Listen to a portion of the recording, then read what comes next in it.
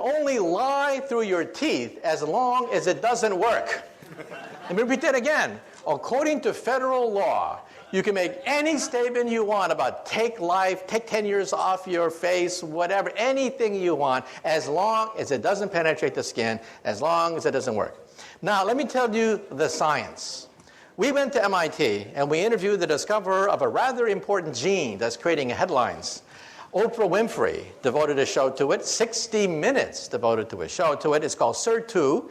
It is a gene and a protein that seems to mimic caloric restriction. Now, there is one and only one way of multiplying the lifespan of an organism, all the way from yeast cells, spiders, insects, mice, rabbits, dogs, cats, monkeys were analyzed, and the results came out front page of the New York Times about 2 months ago. If you starve yourself and consume 30% less calories, you live 30% longer. Now, how many of us want to starve ourselves? But the genetic mechanism of that is gradually being worked out. It turns out that the human body, or any organism, has two choices. One is, if you undergo famine, you have to hunker down, eat less, lower metabolism, and just ride out the famine. The other one is consume all you want and have children. So a body has two choices. Animals mostly suffer famine. Famine is a normal state of most animals. So animals do this all the time.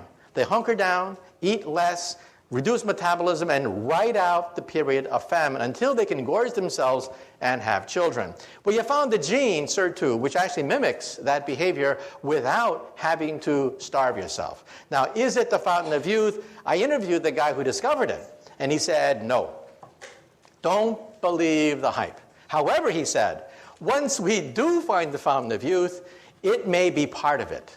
So the point I'm raising is we're now working out the genetics of the aging process. Did you know, for example, that some animals don't die? Crocodiles, alligators, flounders, they just keep getting larger. They don't die at all. They're just as vigorous at 70 as they are at 5. So how come your textbook says that the crocodiles die at age 70? That's because the zookeeper died at age 70, okay? Crocodiles just keep on going. They have no known finite lifespan. They simply get bigger. So in the animal kingdom, you know, it's not necessary to die or age. They just keep getting bigger. That's why you don't see gigantic crocodiles, is because they die of starvation, accidents, or disease. But they have no finite lifespan. So it's not necessary to die. They're just as vigorous with no aging. So the short thing of it is, A, it's still a long ways to go. However, B, we